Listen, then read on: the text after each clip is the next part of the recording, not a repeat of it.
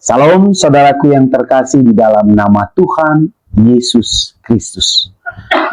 Hari ini kita berjumpa kembali dalam perenungan firman Tuhan untuk menguatkan dan memberikan kekuatan, hikmat bijaksana kepada pribadi lepas pribadi. Hari ini saya akan belajar firman Tuhan bersama-sama dengan Bapak Ibu Saudara, yaitu di dalam 2 Korintus pasal 12 ayat 7 sampai dengan 10. Di dalam 2 Korintus pasal 12 ayat 7 dan 10, saya mengutip sebuah judulnya di sana, yaitu cukuplah kasih karuniaku bagimu. Ini tema yang harus kita bawa hari ini adalah cukuplah kasih karuniaku bagimu. Nah, di dalam 2 Korintus pasal 12 ayat 7 sampai 10, di sana ada 4 ayat yang akan kita bahas ayat demi ayat secara komprehensif. Saudaraku yang terkasih di dalam nama Tuhan Yesus Kristus, surat 2 Korintus ini ditulis oleh Rasul Paulus kepada tentu jemaat di Korintus.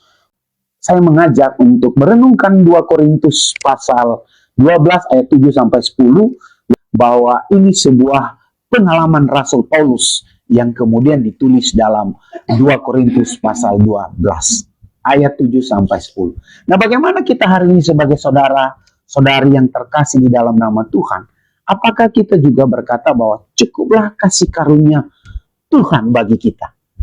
Bagaimana kita bisa mengungkapkan dan mengatakan itu bahwa cukuplah kasih karunia Tuhan bagiku? Memang ini sudah sangat sulit sekali, tapi tidak ada yang mustahil bagi kita orang yang percaya dan beriman, yang berkata, cukuplah kasih karuniaku bagimu, atau cukuplah kasih karunia Tuhan bagi saya dan Anda.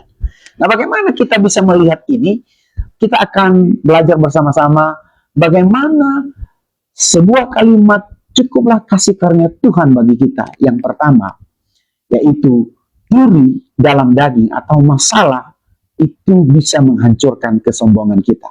Kelemahan kita itu bisa menghancurkan kesombongan kita. Sebuah ilustrasi, sehebat apapun orang, misalnya dia seorang fighter, seorang bodyguard, namun saat dia mengalami kesakitan, mungkin ada satu pengalaman teman saya, dia sakit gigi walaupun badannya besar, tapi dia tidak bisa apa-apa.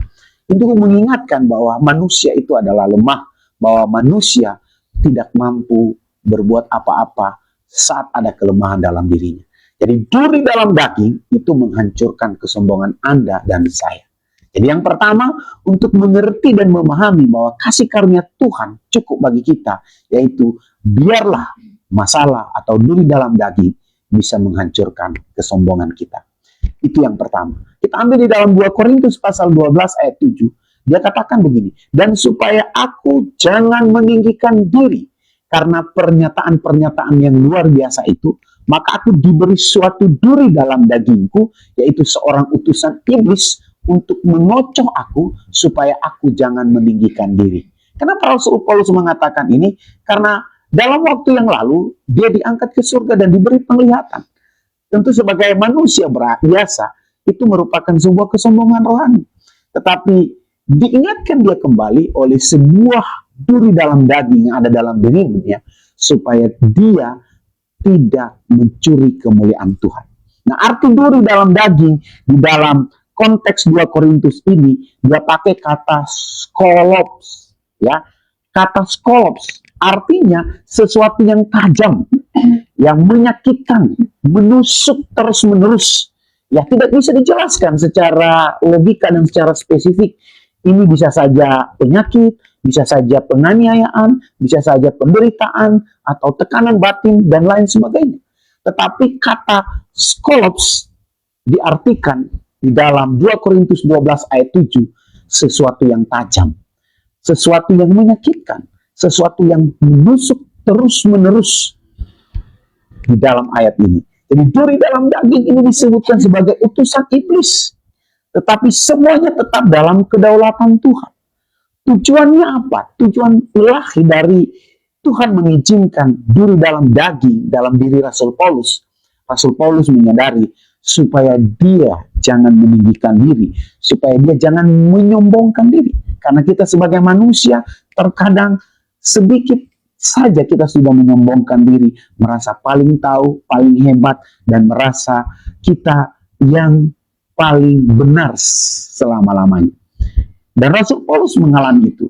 Kadang memang Tuhan lebih peduli kepada kita dan Anda dan saya untuk membentuk sebuah karakter iman kita supaya kita bertumbuh secara rohani, untuk mengingatkan kita bahwa kasih karunia Tuhan itu di dalam diri kita akan berkembang saat kita tahu bahwa semuanya itu oleh karena anugerah, bukan karena kekuatan kita semata-mata. Siapakah kita ini? Kita manusia biasa. Kita adalah debu, kita bisa saja hilang esok, nanti, bulan depan, atau kapanpun. Itu menunjukkan sebuah kesadaran ilahi. Apakah Anda dan saya memiliki kesadaran ilahi seperti Rasul Paulus berkata? Luar biasa. Maka kita akan bisa berkata, cukuplah kasih karunia Tuhan itu padaku. Maka semuanya itu akan ditambahkan kepada Anda dan saya. Jadi yang pertama, untuk memahami bahwa cukuplah kasih karunia Tuhan itu padaku, yang pertama, duri dalam daging yang menghancurkan keakuan kesombongan kita. Atau masalah itu mengingatkan kita bahwa kita manusia lemah. Nah yang kedua, bagaimana kita memahami bahwa kasih karunia Tuhan itu cukup bagi Anda dan saya. Yang kedua, doa kita saat tidak dijawab sesuai dengan keinginan kita. Jadi banyak orang senang dengan doanya dijawab. Nah ini sebuah paradoks, sebuah hal yang umum. Tetapi Tuhan berkata bahwa doa saat tidak dijawab itu mengingatkan kita bahwa kasih karunia Tuhan itu cukup bagi kita. Di dalam 2 Korintus pasal 12 ayat 8-9a berkata, tentang hal itu, kata Rasul Paulus, sudah 3 kali aku berseru kepada Tuhan. Jadi Rasul Paulus ini sudah berseru berdoa kepada Tuhan supaya duri dalam daging ini berlalu. Dia bilang supaya utusan iblis itu mundur daripadaku, tetapi jawab Tuhan kepada Rasul Paulus dan kepada Anda dan saya. Dia katakan, cukuplah kasih karuniaku bagimu. Dalam ayat ini Rasul Paulus berdoa terus-menerus, bahkan dia sampaikan sini 3 kali memohon dalam doa kepada Tuhan supaya semua undur dan hilang seperti doa-doa pada umumnya, bahwa semuanya harus dilepaskan sesuai dengan keinginan kita. Tetapi ingat, keinginan Anda belum tentu keinginan Tuhan, tapi pasti keinginan Tuhan itu adalah keinginan Anda dan saya. Tuhan tidak mengangkat duri dalam daging di dalam kehidupan Rasul Paulus. Mungkin masalah di dalam hidup Anda sengaja Tuhan biarkan. Kenapa? Supaya kerohanian Anda terus bertumbuh, supaya ada pergumulan, supaya ada kedekatan Anda kepada Tuhan, supaya ada sebuah pemahaman rohani yang hebat yang saudara dapat, hikmat bijaksana dari Tuhan. Itu tujuannya. Jadi bukan tujuan untuk menyiksa Rasul Paulus dan menyiksa Anda dan saya, tapi ada tujuan sukacita, damai sejahtera yang hebat. Sehingga doa kita tidak dijawab, yang tidak sesuai dengan keinginan kita, kita berkata, Tuhan terima kasih. Dan ayat ini mengingatkan kita, cukuplah kasih karuniaku bagimu. Di saat doa Anda dijawab, saudara bisa bersukacita. Tapi saat doa saudara tidak dijawab, saudara akan berkata, cukuplah kasih karunia Tuhan bagiku. Itu jawaban Tuhan kepada Rasul Paulus. Karena kenapa? Karena kasih karunia Tuhan itu begitu luar biasa. Kata kasih karunia di sini ada kata charis yang artinya anugerah yang sebenarnya Anda dan saya tidak layak menerima. Anugerah khusus yang diberikan kepada umat pilihan-pilihan Tuhan. Sehingga waktu kita berkata cukuplah charis itu kepada saya, maka semuanya itu merupakan keindahan yang luar biasa. Saat kita menyadari bahwa charis itu cukup bagi kita, maka seberat apapun masalah kita, seberat apapun pergumulan kita, kita akan merasa kuat, merasa mampu karena Tuhan yang memberikan kekuatan, kemampuan kepada kita. Tuhan itu luar biasa. Dia yang memberikan kemampuan kepada Anda dan saya. Jadi pada saat ini, saat Anda dan saya sedang menghadapi tantangan, masalah, ujian hidup, seberat apapun, saudara sudah berdoa berkali-kali, saudara sudah memohon kepada Tuhan untuk melepaskannya, tapi terus terjadi, saudara jangan putus asa. Karena Tuhan mengizinkan itu untuk supaya Anda lebih dekat kepadanya, supaya pertumbuhan iman saudara, supaya saudara tetap bersyukur terus-menerus kepada Tuhan, sehingga saudara menyadari, saudara, siapakah saya ini Tuhan? Saya ini adalah debu, hari ini aku ada semua karena Tuhan. Itu indah sekali, sehingga menjadi sebuah kemuliaan yang luar biasa. Jadi yang pertama tadi, bagaimana kita memahami bahwa kasih karunia Tuhan itu cukup bagi kita. Saat yang pertama, saat duri dalam daging mengingatkan kita supaya tidak sombong. Yang kedua, supaya kita tahu bahwa doa yang kita tidak dijawab oleh Tuhan, ada maksud ilahi di dalam Tuhan untuk mengingatkan kita bahwa ada maksud yang hebat di dalam kehidupan Anda dan saya. Nah yang ketiga, bagaimana kita memahami bahwa kasih karunia Tuhan itu cukup bagi Anda dan saya. Yang ketiga adalah saat kita menyadari kuasa Tuhan sangat sempurna dalam kelemahan Anda dan saya.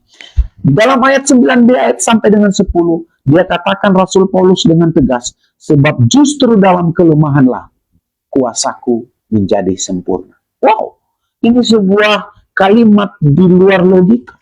Bagaimana mungkin kuasa Tuhan bisa sempurna di saat kelemahan? Tidak mungkin menurut manusia, tapi menurut firman Tuhan mungkin. Karena buat manusia, di dalam kesempurnaan maka ada kekuatan. Tetapi Rasul Paulus justru di dalam kelemahan kuasa Tuhan menjadi sempurna. Sebab kenapa? Dia katakan sebab itu terlebih suka aku bermegah atas kelemahanku, supaya kuasa Kristus turun menaungi aku. Supaya dia tahu bahwa siapakah aku, Paulus hamba yang hina dan nista ini, diizinkan Tuhan untuk hidup, memberitakan Injil, dan menyampaikan tentang kebenaran. Bagaimana Rasul Paulus menyadari bahwa dia tidak ada apa-apanya. Dia yang dulu menganggap dirinya pintar, tapi di hadapan Tuhan dia menganggap dirinya bodoh. Tetapi semuanya itu Tuhan berikan kekuatan kepadanya. Dia katakan karena itu aku senang dan rela di dalam kelemahan, di dalam siksaan, di dalam kesukaran, di dalam penganiayaan, dan di dalam kesesakan. Sebuah hal yang di luar nalar, bagaimana mungkin di dalam kelemahan kita kuasa Tuhan menjadi sempurna. Rasul Paulus mengatakan seperti itu. Karena kasih karunia Tuhan cukup bagiku. Kuasa Tuhan menjadi sempurna di dalam pikiran, di dalam mulut, di dalam hati, dan di dalam kehidupan. Dia tahu tujuan hidupnya, dia tahu asal hidupnya, dan dia tahu bagaimana dia hidup. Sehingga kasih karunia Tuhan menjadi sempurna, damai sejahtera dia nikmati, dan kemudian dia terus memberitakan kebenaran dimanapun dia berada, lewat perkataan, lewat perbuatan, dan lewat apapun yang dia miliki. Bagaimana Anda dengan saya? Apakah saudara sudah memiliki kasih karunia Tuhan? Mari saudara silakan percaya kepada Tuhan Yesus, karena dia akan memberikan kepada Anda kasih karunia cukup bagi kita untuk hidup di dalam dunia ini. Lewat kasih karunia itu, kita tidak sombong, kita tidak merasa congkak, karena siapakah kita ini. Lewat kasih karunia Tuhan yang cukup bagi kita, doa kita yang tidak terjawab, membuat kita menjadi kuat dan menjadi bersyukur dan berterima kasih. Lewat kasih karunia yang cukup, kuasa Tuhan begitu sempurna di dalam diri kita, sehingga apapun yang kita alami, apapun yang kita jalani, seperti di surga, di bumi seperti di sorga, seperti doa Bapa kami. Itulah yang menjadi perenungan kita pada malam hari ini. Apakah Anda dan saya bisa berkata, cukuplah kasih karunia Tuhan bagiku? Saat saudara mampu mengatakan dan memahami, maka mampu saudara sudah mengerti bahwa cukup kasih karunia Tuhan. Karena yang pertama, karena ada duri dalam daging yang mengingatkan Anda supaya tidak sombong. Yang kedua, karena doa-doa Anda yang sudah tidak terjawab, itu merupakan sebuah tujuan ilahi yang luar biasa untuk menyempurnakan hikmat bijaksana Tuhan di dalam hidup Anda. Dan yang ketiga, kuasa Tuhan menjadi sempurna di dalam hati dan pikiran Anda. Mari saudaraku, tetap setia, percaya, dan terus hidup di dalam Tuhan. Amin.